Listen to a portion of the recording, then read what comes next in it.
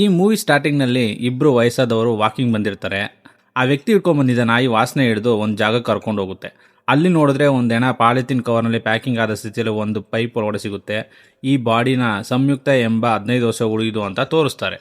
Next ಸೀನಲ್ಲಿ ನಮ್ಮ ಹೀರೋನ್ ತೋರಿಸ್ತಾರೆ. ಹೆಸರು ಅರುಣ್ ಕುಮಾರ್. ಇವನಿಗೆ ಸಿನಿಮಾ ಡೈರೆಕ್ಟರ್ ಆಗಬೇಕು ಅನ್ನೋ ಹುಚ್ಚು. ಅದಕ್ಕೋಸ್ಕರ ಒಂದು ಸೈಕೋಪಾತ್ ಸಬ್ಜೆಕ್ಟ್ ರೆಡಿ ಮಾಡಿರ್ತಾನೆ. ಎಷ್ಟು ಪ್ರೊಡ್ಯೂಸರ್ನ ಮೀಟ್ ಮಾಡಿದ್ರು ಯಾರು ಚಾನ್ಸ್ ಕೊಡ್ತಿರಲ್ಲ. ಅರುಣ್ಗೆ ತಂದೆ ಇಲ್ಲ. ಅವರು ಬದುಕಿದ್ದಾಗ ಪೊಲೀಸ್ ಡಿಪಾರ್ಟ್ಮೆಂಟ್ನಲ್ಲಿ SI ಆಗಿದ್ರು. ಈಗ ಅದೇ ಕೆಲಸನ ಅವರ ಭಾವ ಅರುಣ್ಗೆ ಹೇಳಿ ಅಪ್ಲೈ ಮಾಡಿಸಿ ಕೆಲಸ ಕೊಡಿಸ್ತಾರೆ. ವಿಧಿ ಇಲ್ಲದೆ ಫ್ಯಾಮಿಲಿಗೋಸ್ಕರ ಈ ಕೆಲಸಕ್ಕೆ ಹೋಗ್ತಾನೆ. ಆದರೆ ಅವನಿಗೆ ಪೊಲೀಸ್ ಕೆಲಸದ ಮೇಲೆ ಇಂಟ್ರೆಸ್ಟ್ ಇರಲ್ಲ. ಗಮನ ಎಲ್ಲ ತಾನು ಯಾವಾಗ ಸಿನಿಮಾ ಡೈರೆಕ್ಟರ್ ಆಗ್ತೀನೋ ಅನ್ನೋದ್ರ ಮೇಲೇ ಇರುತ್ತೆ. ಈ ಪೊಲೀಸ್ ಕೆಲಸ ಸೆಟ್ ಆಗ್ತಿರಲ್ಲ. ನೆಕ್ಸ್ಟ್ ಸೀನಲ್ಲಿ ಅಮುದಾ ಎಂಬ ಹುಡುಗಿ ಕಿಡ್ನಾಪ್ ಆಗುತ್ತೆ. ಕಿಡ್ನಾಪ್ ಮಾಡಿ ಅವರ ಮನೆ ಹತ್ರ ಒಂದು ಗಿಫ್ಟ್ ಬಾಕ್ಸ್ ಇಟ್ಟು ಹೋಗ್ತಾರೆ. ಹುಡುಗಿಯ ಅಮ್ಮ ಗಾಬರಿಯಾಗಿ ಪೊಲೀಸ್ ಅವರಿಗೆ ಕಂಪ್ಲೇಂಟ್ ಕೊಟ್ಟಾಗ ಆ ಗಿಫ್ಟ್ ಬಾಕ್ಸಲ್ಲಿ ಒಂದು ಗೊಂಬೆ ತಲೆ ಸಿಗುತ್ತೆ. ಇದನ್ನ ನೋಡಿ ಇನ್ವೆಸ್ಟಿಗೇಷನ್ ಶುರು ಮಾಡ್ತಾರೆ. ಈ ಕಡೆ ಅರುಣ್ ಕುಮಾರ್ ಅವರ ಅಕ್ಕ ಬಾವನ ಜೊತೆ ಮನೇಲಿರ್ತಾನೆ. ಈ ಹುಡುಗಿ ಹೆಸರು ಅಮ್ಮು, ಅರುಣ್ನ ಅಕ್ಕನ ಮಗಳು. ಓದೋದ್ರಲ್ಲಿ ವೀಕು. ಕ್ಲಾಸ್ ಟೀಚರ್ ಅವಳ ಪ್ರೋಗ್ರೆಸ್ ಕಾರ್ಡ್ಗೆ ತಂದೆ ಸಿಗ್ನೇಚರ್ ಹಾಕ್ಸ್ಕೊಂಬಾ ಅಂತ ಹೇಳಿರ್ತಾರೆ. ಈ ಹುಡುಗಿ ತನ್ನ ಮಾವ ಅರುಣ್ಗೆ ಪುಸಲಾಯಿಸಿ ಅವರ ಅಪ್ಪನ ತರ ಸಿಗ್ನೇಚರ್ ಮಾಡಿಸ್ಕೋತಾಳೆ. ಸಿಗ್ನೇಚರ್ ಫೋರ್ಜರಿ ಮಾಡಿದಾಳೆ ಅಂತ ಗೊತ್ತಾಗಿ ಕ್ಲಾಸ್ ಟೀಚರ್ ನಿಮ್ಮ ತಂದೆನ ಕರ್ಕೊಂಡು ಬಾ ಅಂತ ಹೇಳಿದ್ರೆ ಅಮ್ಮು ಅವರ ಮಾವ ಅರುಣ್ನ ಕರ್ಕೊಂಡು ಹೋಗಿ ಇವರೇ ನನ್ನ ತಂದೆ ಅಂತ ಡ್ರಾಮಾ ಮಾಡ್ತಾಳೆ. ಇವರ ತರಲೆ ಆಟ ಎಲ್ಲ ಗೊತ್ತಾಗಿ ಟೀಚರ್ ವಾರ್ನ್ ಮಾಡಿ ಕಳಿಸ್ತಾರೆ. ಈ ಟೀಚರ್ ನಮ್ಮ ಮೂವಿ ಹೀರೋಯಿನ್ ಹೆಸರು ಕೃಷ್ಣವೇಣಿ ಅಂತ. ನೆಕ್ಸ್ಟ್ ಸೀನಲ್ಲಿ ಅರುಣ್ ಒಂದು ಸ್ಟುಡಿಯೋದಲ್ಲಿ ಫೋಟೋಸ್ ಕಲೆಕ್ಟ್ ಮಾಡ್ಕೋತಾನೆ. ಆ ಫೋಟೋಸ್ ನೋಡಿ ಡೌಟ್ ಶುರು ಆಗುತ್ತೆ. ಅರುಣ್ ಸೈಕೋಪಾತ್ ಸ್ಟೋರಿ ರೆಡಿ ಮಾಡ್ತಿದ್ದರಿಂದ ಇತ್ತೀಚೆಗೆ ಕೊಲೆಯಾದ ಪ್ಯಾಟರ್ನ್ ಎಲ್ಲ ಡೀಟೇಲ್ ಆಗಿ ಅಬ್ಸರ್ವ್ ಮಾಡ್ತಾ ಡೀಟೇಲ್ಸ್ ಕಲೆಕ್ಟ್ ಮಾಡಿರ್ತಾನೆ. ಅರುಣ್ ಪ್ರಕಾರ ಈ ಹಿಂದೆ ಕೊಲೆಯಾದ ಸಂಯುಕ್ತ ಮತ್ತೆ ಈಗ ಕಿಡ್ನಾಪ್ ಆಗಿರುವ ಅಮುದಾ ಇಬ್ಬರನ್ನು ಒಬ್ಬನೇ ಮಾಡಿದ್ದಾನೆ ಅಂತ ಗೆಸ್ ಮಾಡ್ತಾನೆ. ಆದರೆ ಪೊಲೀಸ್ ಇನ್ವೆಸ್ಟಿಗೇಷನ್ ಈ ಆ್ಯಂಗಲಲ್ಲಿ ನಡೀತಾ ಇರಲ್ಲ. ಈ ಕೇಸ್ನ ಹ್ಯಾಂಡ್ಲ್ ಮಾಡ್ತಿರೋದು ಲೇಡಿ ಆಫೀಸರ್ ACP ಲಕ್ಷ್ಮಿ. ಇವಳು ಸದ್ಯಕ್ಕೆ ಅಮುದಾಗೆ ಲವ್ ಮಾಡುವಂಥ ಹಿಂಸೆ ಕೊಡ್ತಿದ್ದವನ್ನ ಸ್ಟೇಷನ್ಗೆ ಎತ್ತಾಕೊಂಡು ಬಂದು ಒಡೆದು ಬಾಯಿ ಬಿಡಿಸೋಕೆ ಪ್ರಯತ್ನ ಮಾಡಿರ್ತಾಳೆ. ಆಗ ಇವಳು ಅರುಣ್ನ ಕರೆದು ನೀನು ಹೊಡೆಯೋದಕ್ಕೆ ಇವನು ಇರೋ ಬರೋ ಸತ್ಯ ಎಲ್ಲ ಹೇಳ್ಬೇಕು ಅಂತ ಹೇಳಿ ಅರುಣ್ಗೆ ಹೊಡೆಯೋಕೆ ಹೇಳ್ತಾಳೆ. ಆಗ ಅರುಣ್ ಮೇಡಮ್ ಇವನನ್ನು ಹೊಡೆಯೋದು ವೇಸ್ಟು. ನಾವು ಹುಡುಕ್ತಾ ಇರುವ ಕಿಲ್ಲರ್ ಒಬ್ಬ ಕಿಡ್ನಾಪರ್ ಅಥವಾ ಇವನ್ ಥರ ಒನ್ ಸೈಡ್ ಲವರ್ ಅಲ್ಲ. ಅವನೊಬ್ಬ ಸೈಕೋಪಾತ್ ಅಂದಾಗ ACP ಏನು ಹೇಳ್ತಿದ್ಯಾ ಅಂತ ನೆಗ್ಲಿಜೆನ್ಸಲ್ಲಿ ಕೇಳ್ತಾಳೆ. ಆಗ ಅರುಣ್ ಸಂಯುಕ್ತ ಮತ್ತು ಅಮುದಾ ಫೋಟೋ ಇಟ್ಟು ಕೆಲವು ದಿನಗಳ ಹಿಂದೆ ಕಾಣೆಯಾದ ಸಂಯುಕ್ತ ಫೋಟೋ ಹಾಗೆ ಇದು 2 ದಿನಗಳ ಹಿಂದೆ ಕಾಣೆಯಾದ ಅಮೃತ ಫೋಟೋ. ಈ 2 ಕೇಸ್ನಲ್ಲಿ ಒಂದು ಕಾಮನ್ ವಿಷಯ ಅಂದರೆ ಸ್ಕೂಲ್ ಸ್ಟೂಡೆಂಟ್. ಇವರಿಬ್ಬರಿಗೂ 15 ವರ್ಷ ಏಜು. ಸ್ಕೂಲ್ನಿಂದ ಮನೆಗೆ ಹೋಗ್ಬೇಕಾದ್ರೆ ಕಿಡ್ನಾಪ್ ಆಗಿದ್ದಾರೆ. 2 ದಿನಗಳ ಹಿಂದೆ ಕಿಡ್ನಾಪ್ ಆದ ಅಮುದಾಳ ಮನೆಯಲ್ಲಿ ಇಟ್ಟ ಗಿಫ್ಟ್ ಬಾಕ್ಸ್ ಒಳಗಡೆ ಸಿಕ್ಕ ಗೊಂಬೆ ತೀಕ್ಷ್ಣವಾಗಿ ಗಮನಿಸಿದ್ರೆ ಈ ಗೊಂಬೆ ಕಣ್ಣು ಮತ್ತು ಬಾಯಿ ಹೇಗಿದೆಯೋ ಅದೇ ರೀತಿ ಸಂಯುಕ್ತ ಕಣ್ಣಿಗೆ ಡ್ರಿಲ್ ಮಾಡಿ ಬಾಯಿನ ಡ್ಯಾಮೇಜ್ ಮಾಡಿದ್ದಾನೆ. ಸಂಯುಕ್ತ ತಲೆ ಮೇಲಿರೋ ಕೂದಲು ಕಟ್ ಮಾಡಿದ್ದಾನೆ. ನೆತ್ತಿ ಮೇಲೆ ಚಾಕು ಗುರುತು, ಕಿವಿ ಮೇಲಿರೋ ಚಾಕು ಗುರುತು, ಮೂಗಿನ ಮೇಲಿರೋ ಗುರುತು ಎಲ್ಲವೂ ಈ ಗೊಂಬೆ ಮುಖದ ಮೇಲೆ ಮಾರ್ಕ್ ಮಾಡಿದ್ದಾನೆ ಅಂತೆಲ್ಲ ಹೇಳಿದಾಗ ACP ಸೊ ನಿನ್ನ ಪ್ರಕಾರ ಸಂಯುಕ್ತನ ಕೊಲೆ ಮಾಡಿರೋದು ಅಮುದನ ಕಿಡ್ನಾಪ್ ಮಾಡಿರೋದು ಒಬ್ಬನೇ ಅಂತ ಹೇಳ್ತಿದ್ಯಾ ಅಂತ ಕೇಳ್ತಾಳೆ. ಆಗ ಅರುಣ್ ಅದಷ್ಟೇ ಅಲ್ಲ ಮೇಡಮ್, ಇಡೀ ಪ್ರಪಂಚದಲ್ಲಿ 27% ಸೈಕೋಪಾತ್ಸ್ ಕೂಡ ಅವರ ಪ್ರತಿ ಕೊಲೆಯಲು ಒಂದು ಗುರುತು ಬಿಟ್ಟಿರ್ತಾರೆ ಅಂತ ಅಫಿಷಿಯಲ್ ರೆಕಾರ್ಡ್ ಇದೆ ಅಂತ ಹೇಳ್ತಾನೆ. ಹಾಗೆ ಎಕ್ಸಾಂಪಲ್ ಕೊಡ್ತಾ 1970 ಅಮೆರಿಕದಲ್ಲಿ ಜೋಡಿಯಾಕ್ ಎಂಬ ಸೀರಿಯಲ್ ಕಿಲ್ಲರ್ 10 ಜನರನ್ನು ಮರ್ಡರ್ ಮಾಡಿ ಎಲ್ಲ ಮರ್ಡರ್ಸಲ್ಲೂ ತನ್ನ ಒಂದು ಮಾರ್ಕ್ ಬಿಟ್ಟಿದ್ದ. ಡೆನಿಸ್ ರಾಡರ್ ಎಂಬ ಸೈಕೋಪಾತ್ ಪ್ರತಿ ಕೊಲೆಗಳಲ್ಲೂ ಒಂದು ಹೆಣ್ಣಿನ ಗುರುತನ್ನು ಮಾಡಿ ಹೋಗ್ತಿದ್ದ. ಆದರೆ ಅದನ್ನು ಲ್ಯಾಂಡ್ಸ್ಕೇಪ್ನಲ್ಲಿ ನೋಡಿದಾಗಲೇ ಗೊತ್ತಾಗಿದ್ದು ಅದರಲ್ಲಿ BTK ಅನ್ನೋ ಇನ್ಷಿಯಲ್ ಇದೆ ಅಂತ. ಅದೇ ಥರ ರವೀಂದ್ರ ಅನ್ನೋ ಸೈಕೋ ವಿಕ್ಟಿಮ್ ಹತ್ರ ಬಿಯರ್ ಬಾಟ್ಲು ಬಿಟ್ಟು ಹೋಗ್ತಿದ್ದ ಅಂತ ಒಂದಷ್ಟು ಸೈಕೋಪಾತ್ಗಳ ಎಕ್ಸಾಂಪಲ್ ಕೊಡ್ತಾನೆ. ಅವರು ಯಾಕೆ ಈ ರೀತಿ ಒಂದು ಗುರುತು ಇರ್ತಾರೆ ಅಂದರೆ ಪ್ರತಿ ಅಟ್ಯಾಕಲ್ಲೂ ಜನರ ಅವರು ಸಿಂಬಲ್ ನೋಡಿ ಭಯ ಬೀಳಬೇಕು. ಆ ಭಯನ ಸೈಕೋಪಾತ್ಸ್ ಎಂಜಾಯ್ ಮಾಡ್ತಾರೆ. ಅವರಿಗೆ ಅದರಲ್ಲಿ ಒಂಥರ ಖುಷಿ ಸಿಗುತ್ತೆ. ಅದಕ್ಕೋಸ್ಕರನೇ ಈ ಥರ ಕೊಲೆ ಮಾಡೋದು. ಇಂಥ 100 ಎಕ್ಸಾಂಪಲ್ಗಳಿವೆ ಅಂತ ಹೇಳ್ತಾನೆ. ಈ ಡ್ಯಾಮೇಜ್ ಆಗಿರೋ ಗೊಂಬೆ ಸೀರಿಯಲ್ ಕಿಲ್ಲರ್ನ ಗುರುತು. ಈಗ ಅವನು ಅಮುದಾ ಮುಖದಲ್ಲಿ ಭಯ ಕಂಡು ಖುಷಿ ಪಡ್ತಿರ್ತಾನೆ. ಅದಕ್ಕೋಸ್ಕರ ನಾವು ಈ ಡೈರೆಕ್ಷನಲ್ಲಿ ಇನ್ವೆಸ್ಟಿಗೇಷನ್ ಮಾಡೋಣ ಅಂತ ಹೇಳ್ತಾನೆ. ಆಗ ACP ಅಂದರೆ ನನ್ನ ಇನ್ವೆಸ್ಟಿಗೇಷನ್ ಸರಿಯಾದ ಡೈರೆಕ್ಷನ್ ಇಲ್ಲ ಅಂತ ನನಗೆ ಕೆಲಸ ಹೇಳ್ಕೊಡ್ತಾ ಇದ್ಯಾ, ಅಷ್ಟಕ್ಕೂ ಸಂಯುಕ್ತ ಕೇಸ್ನ ನೀನು ಯಾಕೆ ರಿಸರ್ಚ್ ಮಾಡ್ತಾ ಇದ್ಯಾ ಅಂತ ಕೇಳಿದಾಗ ಆಗ ಅರುಣ್ ನನ್ನ ಮೂವಿಗೋಸ್ಕರ ಕತೆ ರೆಡಿ ಮಾಡಿದ್ದು ಅದಕ್ಕೋಸ್ಕರ ಸೈಕೋಪಾತ್ಗಳ ಬಗ್ಗೆ ರಿಸರ್ಚ್ ಮಾಡಿರೋದನ್ನ ಹೇಳಿದಾಗ ನೀನು ಸಿನಿಮಾ ಕತೆಗಳನ್ನ ಲಿಂಕ್ ಮಾಡೋ ಥರ ಯಾವುದೋ ಕೊಲೆನ ಯಾರಿಗೋ ಲಿಂಕ್ ಮಾಡಿ ನನ್ನ ಹತ್ರ ಬಂದು ಕತೆ ಹೇಳ್ಬೇಡ ಅಂತ ಬೈದ್ಬಿಡ್ತಾಳೆ. ಆಗ ಅರುಣ್ ಮೇಡಮ್ ದಯವಿಟ್ಟು ಅರ್ಥ ಮಾಡ್ಕೊಳ್ಳಿ, ಸಂಯುಕ್ತ ಕಾಣೆಯಾಗಿ 2 ದಿನದ ನಂತರ ಅವಳ ದೇಹ ಭೀಕರವಾಗಿ ಕೊಲೆಯಾದ ಸ್ಥಿತಿಯಲ್ಲಿ ಸಿಕ್ಕಿದೆ. ಈಗ ಅಮುದಾ ಕಾಣೆಯಾಗಿ ಕೂಡ 2 ದಿನ ಆಗ್ತಾ ಬರ್ತಿದೆ. ನಾವು ಬೇಗ ಆಕ್ಷನ್ ತಗೊಂಡ್ರೆ ಅಮುದಾಗಿ ಇಂಥ ಪರಿಸ್ಥಿತಿ ಬರೋದನ್ನ ತಡಿಬೋದು ಅಂತ ಹೇಳ್ತಾನೆ. ಅದಕ್ಕೆ ACP ನಿನ್ನಿಂದ ನಾನು ಕೆಲಸ ಹೇಳಿಸಿಕೊಳ್ಳುವ ಅವಶ್ಯಕತೆ ಇಲ್ಲ, ಹೋಗಿ ಸಿಗರೇಟ್ ತಗೊಂಬಾ ಅಂತ ಹೇಳ್ತಾಳೆ. ಅರುಣ್ ಸಿಗರೇಟ್ ತರುವಷ್ಟರಲ್ಲಿ ಅಮುದಾ ಬಾಡಿ ಸಿಕ್ಕಿರೋದ್ರ ಬಗ್ಗೆ ಪೊಲೀಸ್ನವ್ರಿಗೆ ಇನ್ಫಾರ್ಮೇಷನ್ ಬರುತ್ತೆ.